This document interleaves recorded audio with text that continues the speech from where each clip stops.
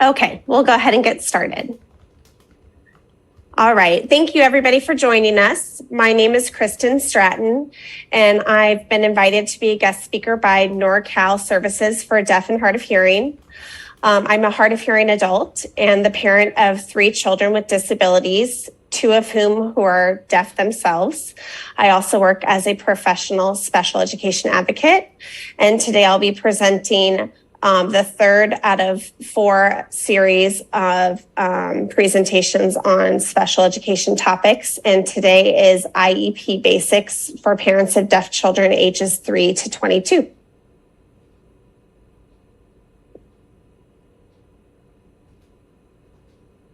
So terms to know today, we're going to be discussing IDEA, which is the Individuals with Disabilities Education Act.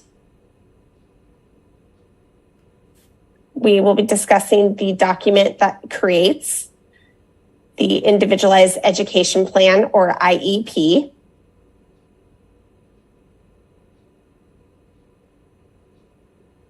We'll be talking about who implements the IEP. That's the Local Educational Agency, or LEA.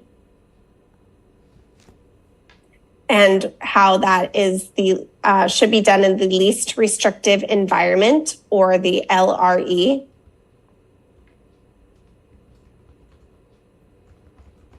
And the goal of the IEP is to ensure a student's right to a free and appropriate public education, or what's commonly known as a FAPE, F-A-P-E.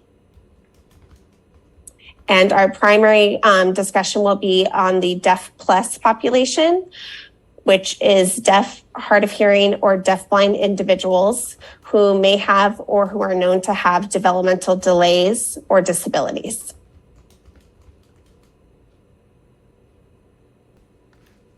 Okay, next slide, please. Okay, so what is an IEP? We have the Individuals with Disabilities Education Act, which makes available a free and appropriate public education, or FAPE, to eligible students with disabilities. In our previous presentation, we talked about assessments and how a student is determined to become eligible for an IEP. An IEP is intended to protect the rights of eligible children with disabilities and also their parents. It's a legal document. It is enforceable, and it is intended to be able to explain to whatever school is required to implement that document what that child's needs are. When that document is not being implemented, there is a complaint process. You can either file a complaint with the Department of Education in your respective state, or you can file for due process with the State Office of Administrative Hearing. That IEP document specifies the special education and related services that are required to prepare that child for further education, employment, and independent living. So the intention of IDEA, or the Individuals with Disabilities Education Act, is not just to get a child through K through 12 education. The goal is to prepare them for their life beyond school.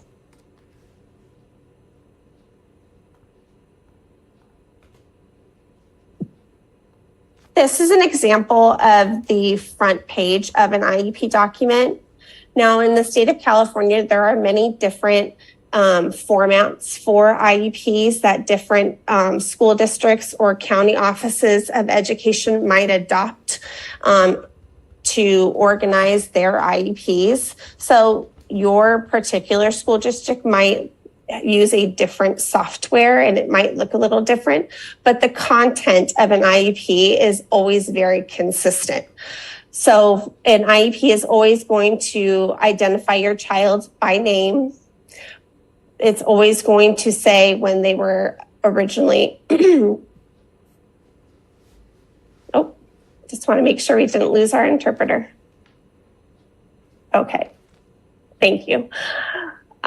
is always going to identify how your child qualified for an IEP, under what disability category, when they qualified. And we always have IEP meetings at least once a year. And we always assess children at least every 3 years. And those dates are always going to be detailed on the IEP document. And so that's one of the ways that we are consistent. So regardless of what your child's IEP document might look like, it might vary from this one, that information is always going to be embedded in that IEP.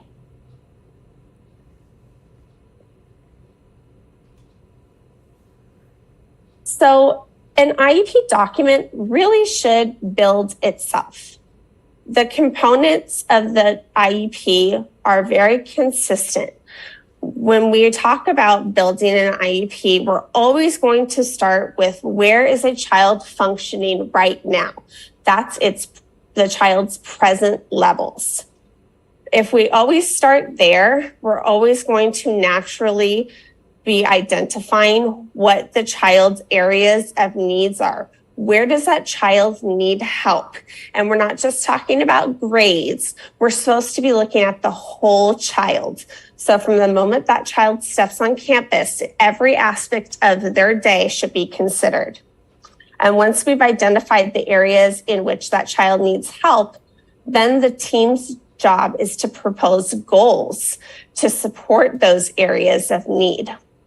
And then based on those goals, the team is going to propose services that are required for that child to make progress on those goals. And they're also going to consider which accommodations and other supports might need to be put in place in the child's environment to make it accessible. But those services are going to be necessary to make progress on those goals. And the team is then going to say, okay, based on the goals, based on the services, what environment do we need to implement this IEP? And that's the placement. And then we take that entire package of goals, services, accommodations, and placement, and that becomes the child's offer of FAPE, the free and appropriate public education.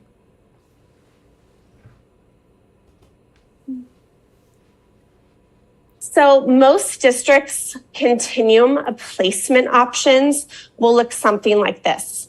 Placement is, where does the child's offer of FAPE take place? Where does the child spend their day? So most districts consider general education to be the child's least restrictive environment. That means a general education student who has no accommodations, no supports, no services would be considered to be in the least restrictive placement. As we start to add more supports, more services, more time outside of the classroom, then we're going to be talking about a child being in a more restrictive placement. So within the general education classroom, we can add accommodations, we can add some related services that might remove the student from the classroom but are not necessarily special education.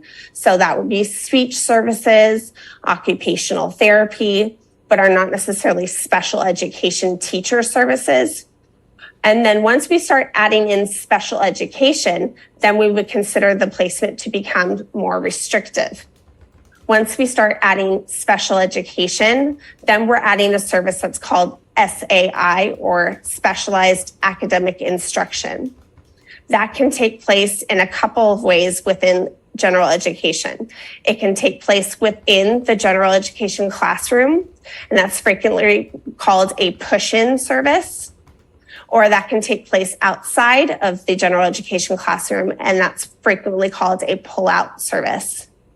Then we start talking about supporting the student in a separate setting classroom, where the teacher in the classroom is no longer a general education teacher, but a special education credentialed teacher. And that child is spending the majority of their day outside of the general education classroom. Once that happens and a child is maybe no longer able to maintain the standards that are set by the state for their grade level, the next step on that continuum might be to discuss whether or not they need to maintain placement in what's called a mild moderate setting, where they're still working on grade level standards, or moving to an alternative curriculum placement where they're going to be working on functional life skills and will no longer be working on state standards. In most districts, going to a state school for the deaf will be considered to be more restrictive than being in a hearing mainstream school, because as the law is written, it defines being with non-disabled peers as less restrictive than being with same age typical peers. Now, within deaf education, we know that being with peers that you can communicate directly with and teachers and staff that you can communicate directly with to be much less restrictive, but that's not how it's defined within the law.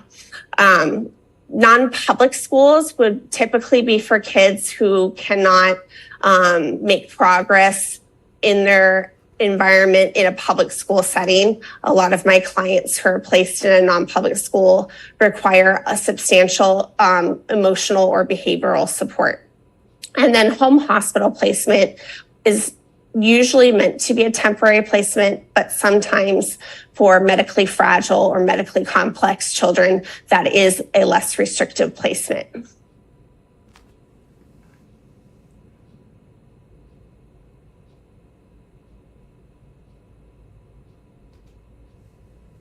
So placement questions to consider: how is a child functioning in their current environment? What are the family and student goals? Is general education always the least restrictive environment for all students? Do all alternative curriculum students have to be in self-contained classrooms? And what does language access look like for your student in each setting that's being considered? These are things to keep in mind when you're going through the IEP development process.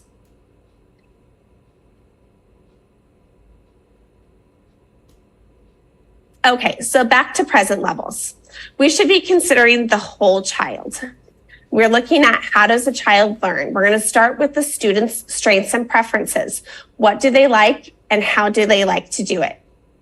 Parent input is also critically important. This is where the parent is going to talk about their concerns for their child and their preferences for their child.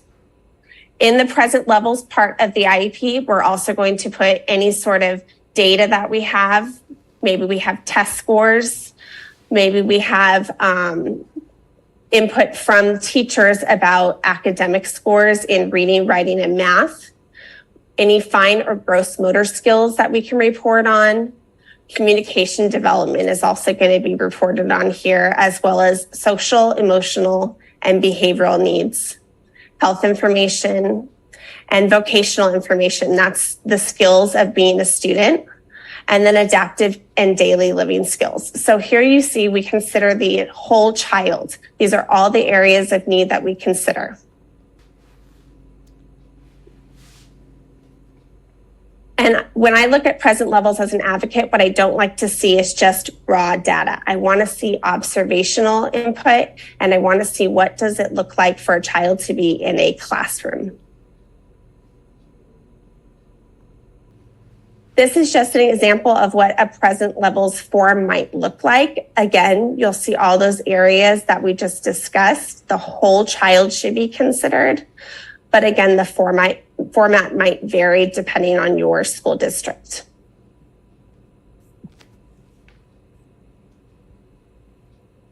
So we've considered present levels.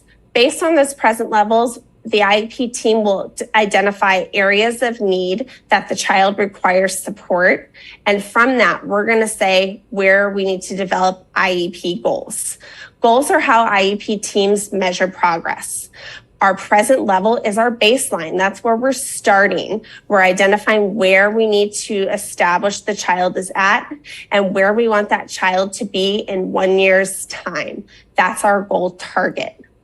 Sometimes we're going to write short-term objectives. Those are going to be short-term intervals of time where we're going to check in and make sure that child is on track to meet that goal within 1 year. If a child is in an alternative curriculum program, those short-term objectives are required to be in the IEP goal. As a parent, I would be asking my IEP team WH questions about my IEP goals. Who is supporting my child with this goal? What are we measuring? When is my child working on this goal? Where is my child going to work on this goal? Why are we working on this goal? Sometimes goals are written for no reason at all. And how are we measuring progress? Especially if you're new to the IEP process, it's really important to understand why goals are being proposed, because goals drive your child's placement and services. Goals are critical to the IEP development process. And if you don't understand why a goal is being written for your child, you're not going to understand or be able to participate in the services and the placement discussion. This is an example of what a goal might look like in an IEP document. Again, the format might vary in your district, but the components will always be the same. The area of need will be specified, and I'll get into that in our next slide.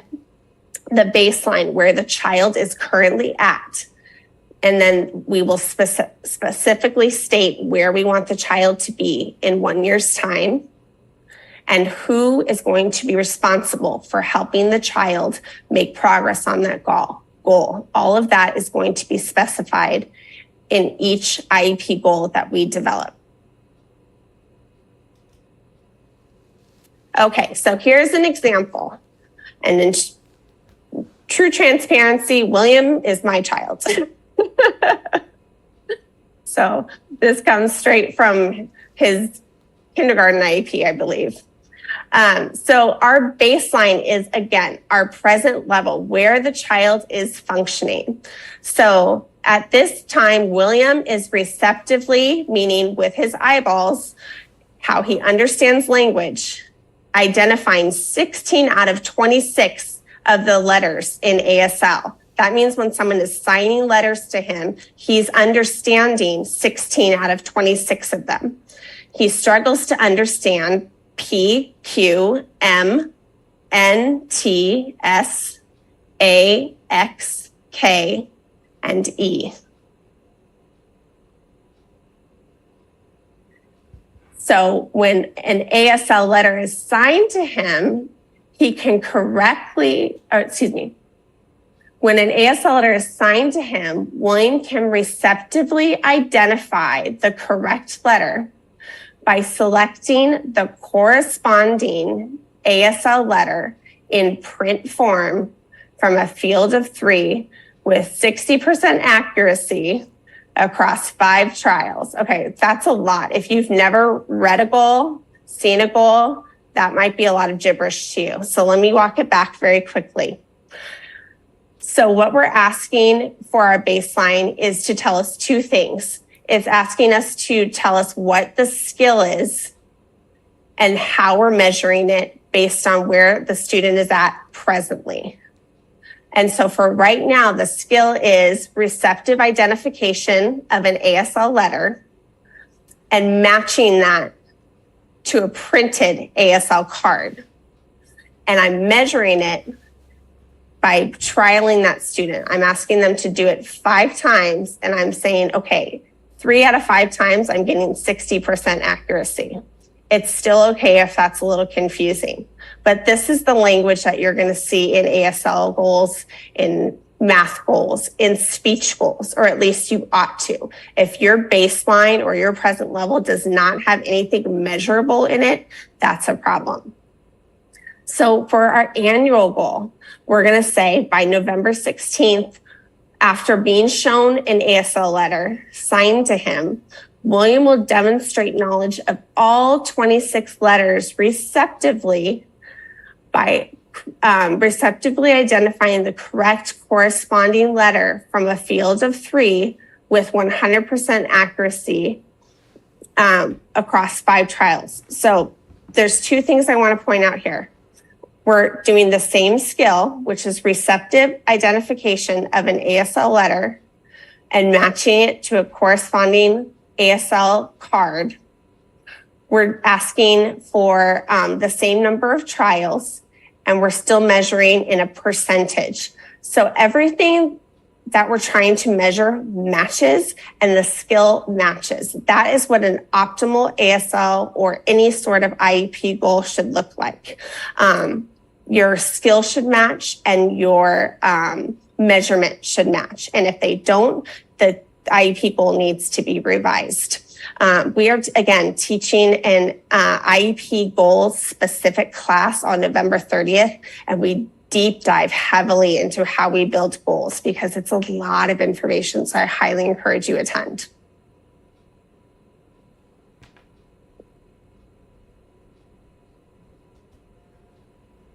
Okay, so district and statewide testing. If you're a young new parent attending this presentation, you don't really have to worry about any of this until 3rd grade. But all you need to know right now is that we have district and statewide testing and that your child with disabilities can receive accommodations for those assessments. And a lot of those tests are standardized. A lot of them are computer-based now. And a lot of those assessments that we would ordinarily have requested back in the day are already embedded for our students with deafness and hearing loss. But if your child is also going to go on and maybe take some college admissions tests, it's highly important that when your child is older, that whatever accommodations are required for those admissions tests be documented in the IEP, and that you make sure that their high school counselors submit in advance that request for accommodation. You don't just show up to the SAT with a copy of your IEP and say, these are the accommodations I get, because you won't get them. So in the IEP as well, if a student is an English language learner, if they have any physical disability that requires accommodation for the physical fitness test, all of that will be detailed here.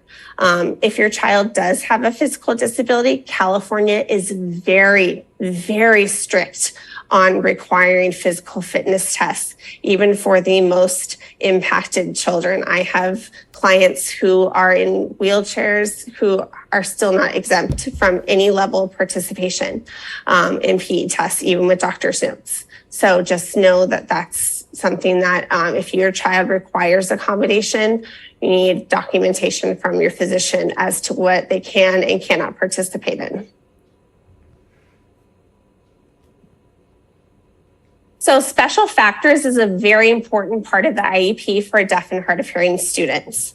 This is where we document special considerations that must be made by the IEP team for students with low incidence disabilities. But this is also if a student has any behavioral needs, this is where we would also document what we would need to do to support those needs as well. So special factors, does behavior impede the student's ability to learn or the ability of others to learn? And if so, do we need to write a behavior support plan, put positive behavior interventions in place? For students who are not native English speakers, we would document any supports or services that are required to support that student. For blind or visually impaired students, again, that's the language that's utilized in the IEP.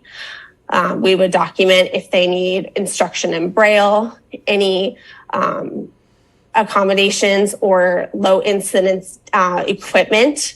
We would put that in special factors. For deaf and hard of hearing students, we would document any specialized equipment if they're using an FM system, their communication needs, their access to direct instruction in their native language, their access to peers. All of that should be considered as part of the special factors page.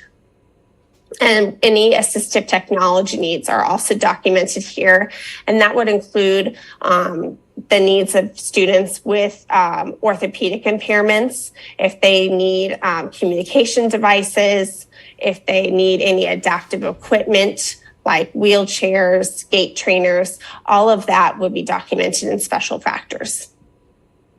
And low incidence funding is available to students with low vision, deaf or hard of hearing, and orthopedic impairment like cerebral palsy.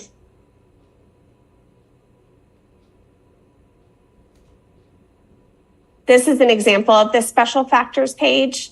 This is where we would document all of those needs. Now, some of that information is also going to be included later on in the IEP document in accommodations, but sometimes it's good to be redundant, especially when we're talking about specialized equipment and services specific to low incidence disabilities. So I always like to ensure that we're being highly specific when we're talking about low incidence services and equipment needs. And there's only so many characters that you can write in some of these documents. So it's okay to be redundant and put things in numerous times, especially when it's critically important for that child's ability to access their environment and access their language. So supplemental aids and services, program accommodations, modifications, and supports. This is a very, very important part of the IEP. So 2 things I want to say before we go through the list. Accommodations and modifications are 2 different words. They are used interchangeably, but they do not mean the same thing. Accommodations are accommodations change how we learn. Modifications change what we learn. So I want to just make that differentiation right off the bat. So supplemental aids and accommodations are how a student accesses information. So when we're making accommodations for a student, we're going to write things into the IEP if they need additional time on a test, for example, if they need seating accommodations.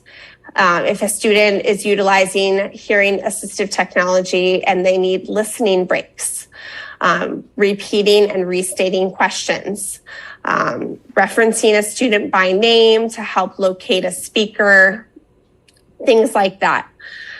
Services in this portion of the IEP are not direct services to the student.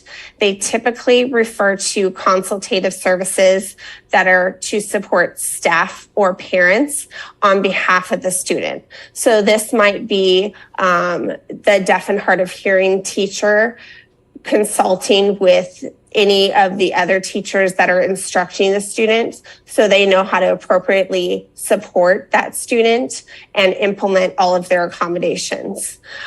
Or if that student has a behavior plan, it might be a behavior specialist coming in and explaining how to implement behavior strategies. Any example like that. Modifications would include things like reducing workload or reducing the number of problems on the assignment, or even if a student is in a general education setting but is not working at general education standards, and we're highly modifying their work because that student is being included in that environment but is not working on those standards. That would be an example of modification. Oh, next slide, please. Oh, never mind. I see that you changed it. Okay, so this is an example of a supplementary aids and services page. Again, the format might look different in your district, but the content is going to be the same. So here we see a list of accommodations.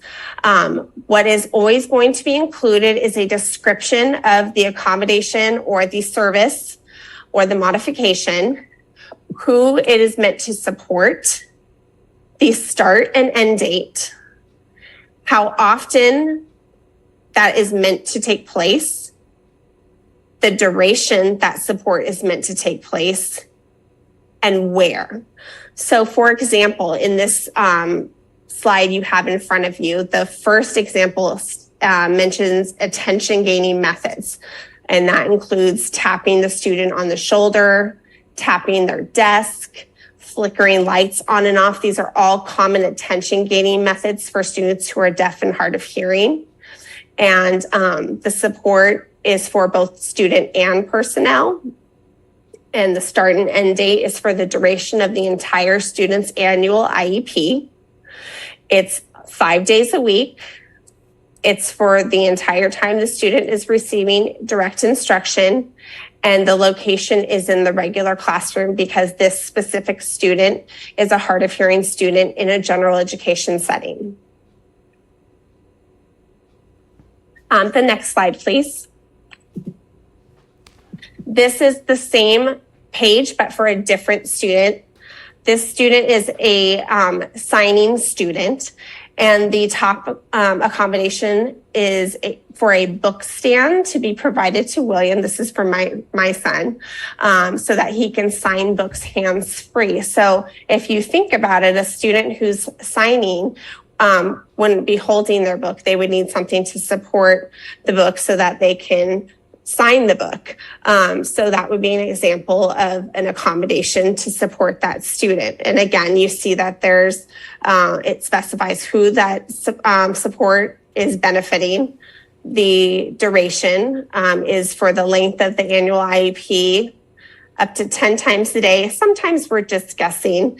They're not going to say, oh, you've read 10 times a day, William, and then take the stand away. When we're writing supplemental aids, that's always a minimum.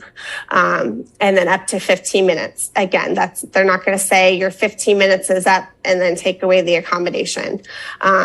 These are always a floor estimation. And then if the student needs more support, then they're going to, continue to provide that support.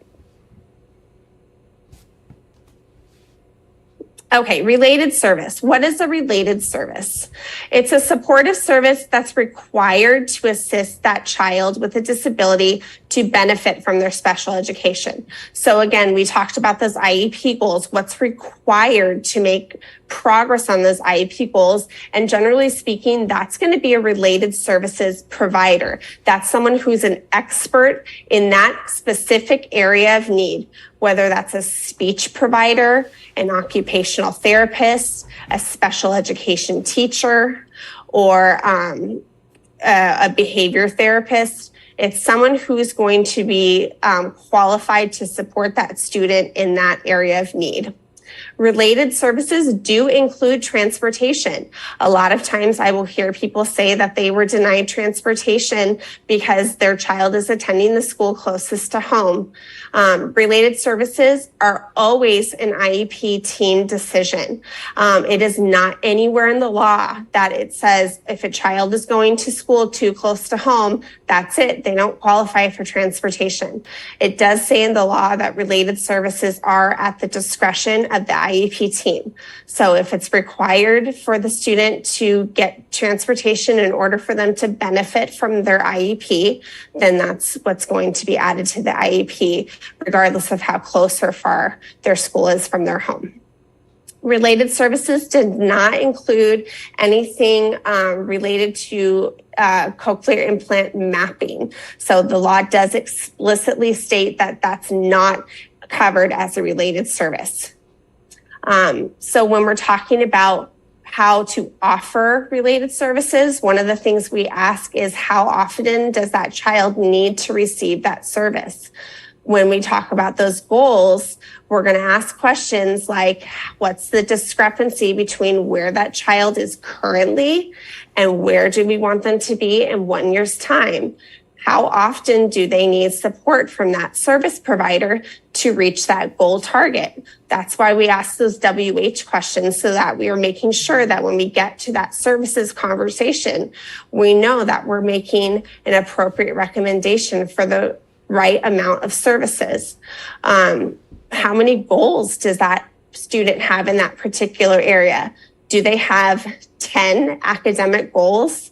Do they have 5 speech and language goals? Do they have 8 goals that the deaf and hard of hearing teacher is going to be working on? If that student has a lot of goals and is only getting a very minimal offer for that service and that service provider, then they're probably not going to meet those IEP goals in 1 year's time. And vice versa. Sometimes we're pulling kids out of their environment too much. They have only a few goals and the service is more than they need, and they're going to miss a lot of instruction in their classroom because they're getting pulled out a lot. And maybe that provider should be pushing into their classroom instead. Those are all things that we need to consider. This is an example of a related services page. These are pretty consistent with most of the software that you might see among the state.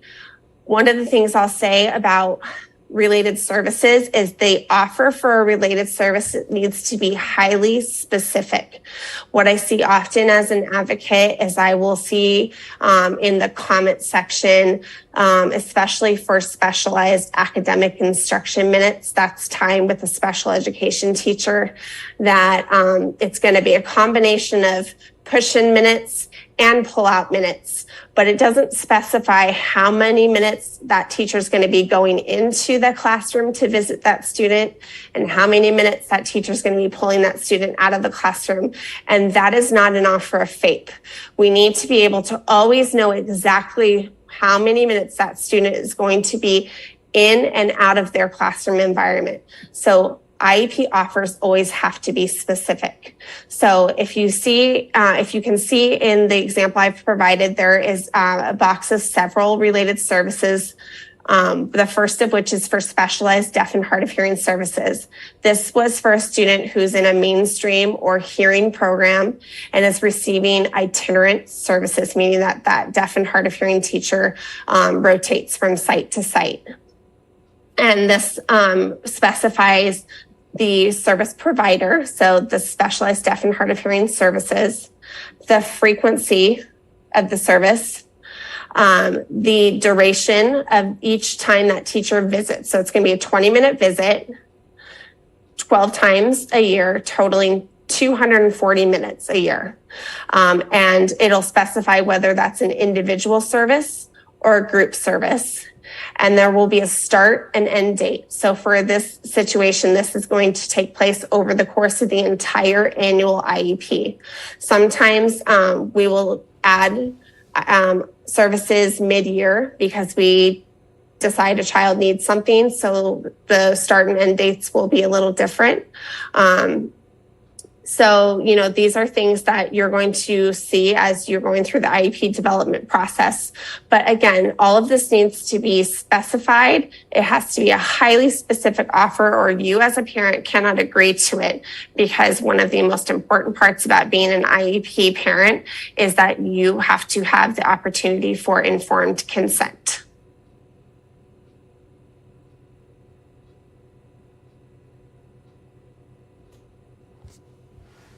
So common related services within the deaf and hard of hearing community include interpreter services, specialized deaf and hard of hearing services that can take place in any deaf and hard of hearing program, a state school for the deaf, or in a mainstream hearing program. Audiological services. Intensive individual services is a one-on-one aid.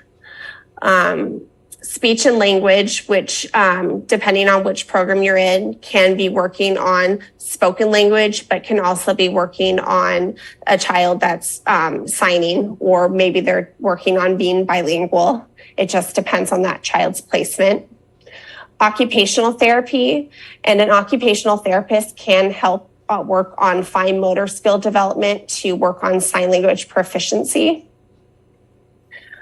Adaptive physical education is a PE teacher that's helping a child who has some physical disability and is unable to participate in general education PE without some assistance.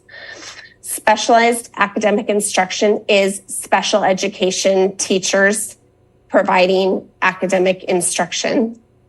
and behavior intervention services. So placement for deaf students and the least restrictive environment. So when we first talked about placement, I mentioned that one of the things you need to consider are the language needs for your deaf child and what placement means for them. So the least restrictive environment in our community, we often refer to as by a different acronym. We call it the language-rich environment. So we want to consider what opportunities are there for direct instruction in American Sign Language, if that's your child's language. Learning through an interpreter is not direct instruction. So a student who is using listening and spoken language and learning from someone who is speaking in English is receiving direct instruction. A student who is in a hearing school learning through a sign language interpreter is receiving interpreted instruction. So those are things to consider when you're talking about what your child's placement should be and what their least restrictive environment is. And whether or not they have access to deaf and hard of hearing peers, or what we talk about is referred to as critical mass, meaning what is the population at your child's school site? How many students are there that are like them who are also deaf or hard of hearing? Here in California, we have adopted a Deaf Bill of Rights, which are not necessarily law that the state has said that schools must follow these specific rights, but they're more cultural adaptations that the state has said they respect and honor, and that schools must consider.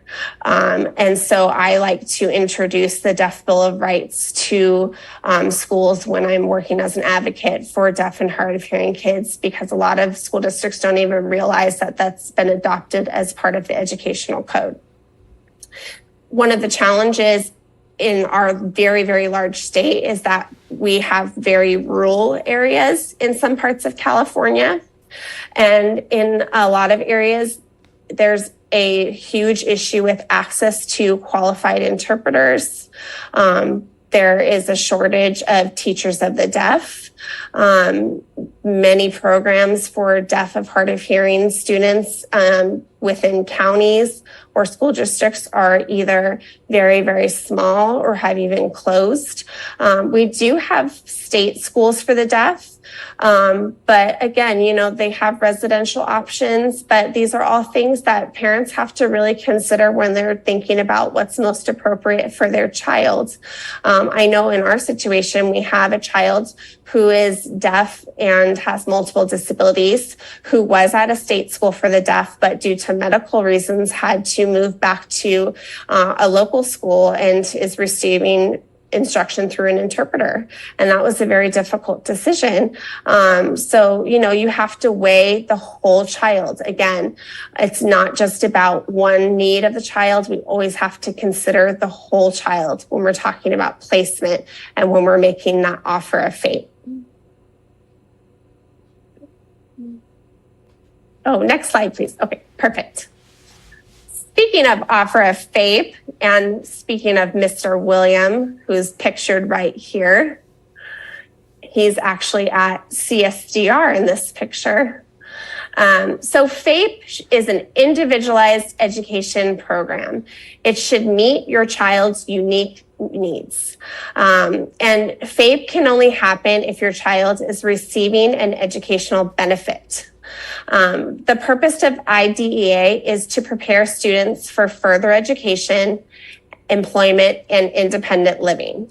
And that is for all students of all needs. It's not just for students in general education. We're talking about students from general education all the way to students who are receiving alternative and life skills instruction. All of those students should be receiving the maximum educational benefit that their IEP can offer them. And so we need to consider what educational setting that is most appropriate And when we make an offer of FAPE, we're looking at what percentage of time that child is spending in and out of their general education environment. And that is including access to peers. And we quantify that by a percentage, and that becomes part of that child's offer of FAPE.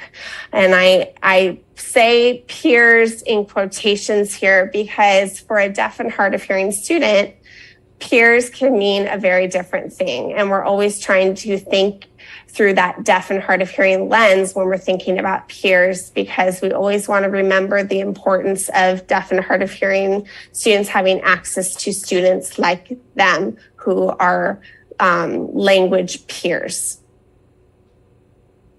So transition services, again, if you're a new parent to this process, you're not going to have this conversation until your child is 16. But the year your child turns 16, they're going to have a transition plan developed for them.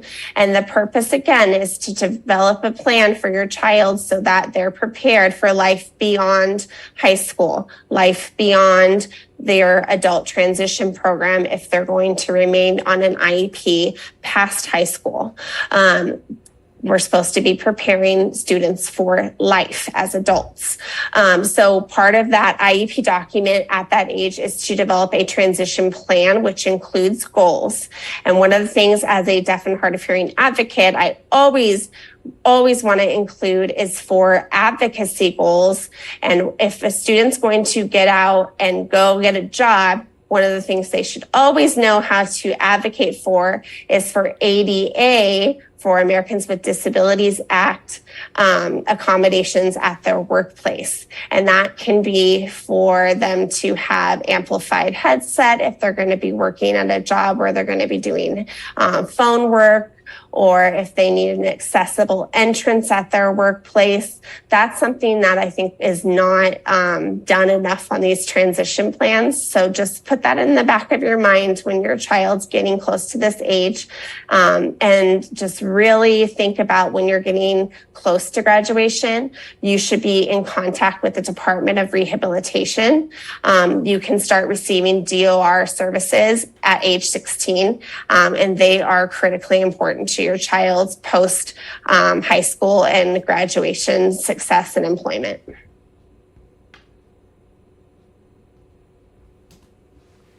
So graduation requirements will also be discussed when your child gets a little older as part of the IEP process.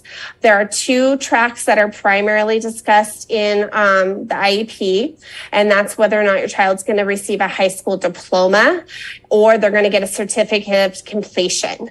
If your child is in general education, or even if they're in special education and they're still following state standards with supports and some modifications, they're going to be on track to receive a high school diploma as long as they pass Algebra 1 and they complete all of the required credits from the state of California.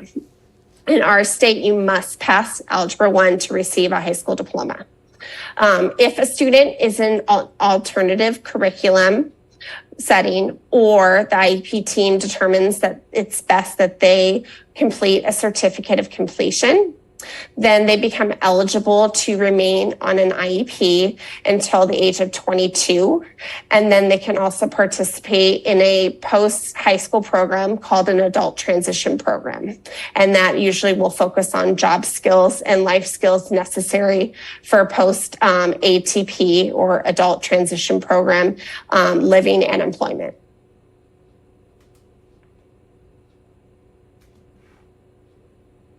So new to the IEP is the emergency conditions plan. This is unique to California, although other states may have also adopted this. This is so that if there's another shutdown for some reason, natural disaster, or God forbid, another pandemic, we will specify how the IEP will be implemented in the event of that emergency.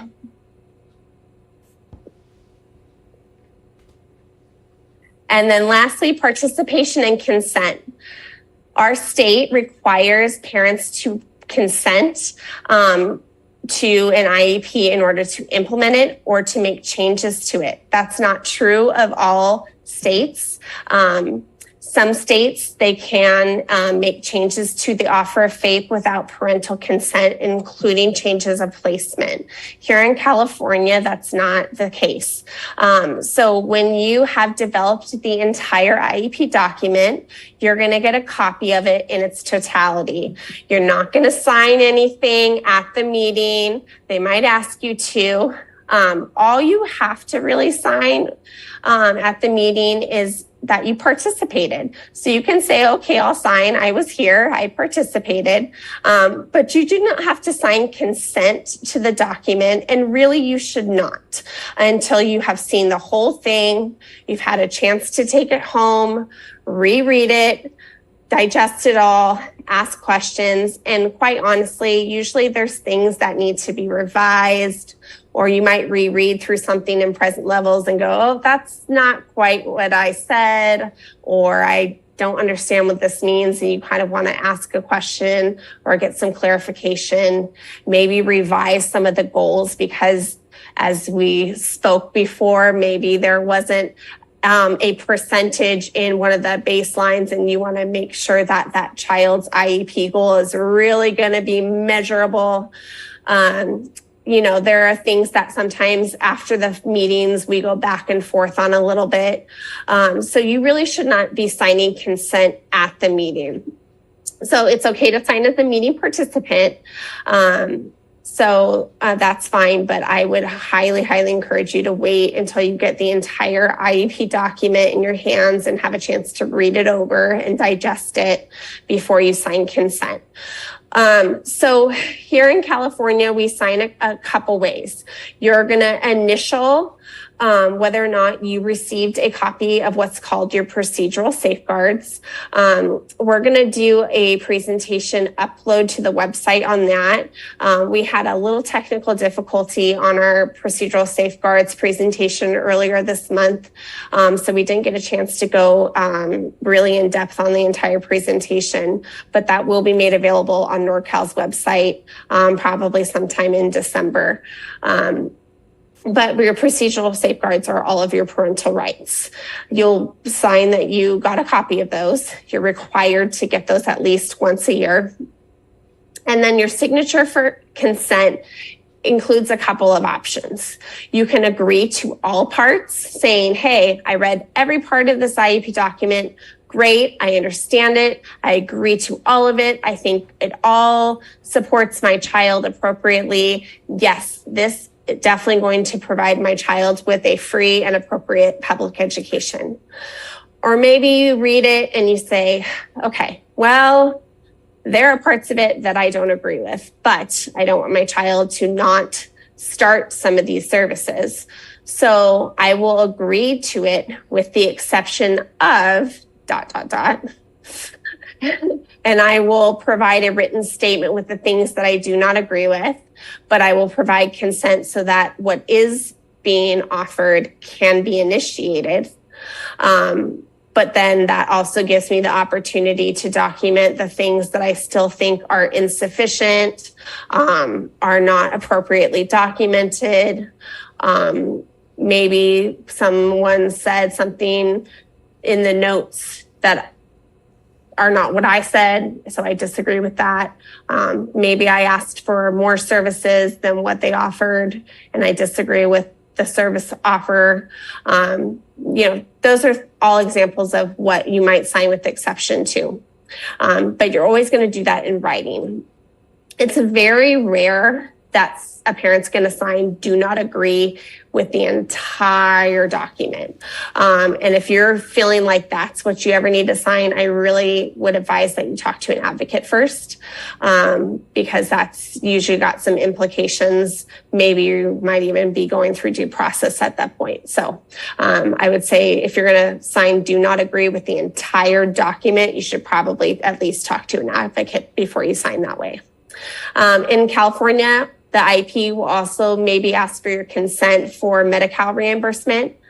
That means the school wants to seek reimbursement for related services through the state through Medi-Cal. That's optional. And I would encourage you to look that up online because there might be some implications as to your child's ability to receive services through Medi-Cal if there's any lifetime caps on some of those services, if you have a child that's particularly medically complex. So just look that up and see if that's an appropriate thing for you to sign or not. But remember, lastly, this is a legal document. So when in doubt, wait to sign and get some more information. And then the last thing I also want to mention is if you are not a native English speaker, or if reading in English is not your preferred language to read in, you can have it transliterated into ASL or into another language, Spanish, Mandarin. I won't say that districts do that very quickly, but by law, they are supposed to.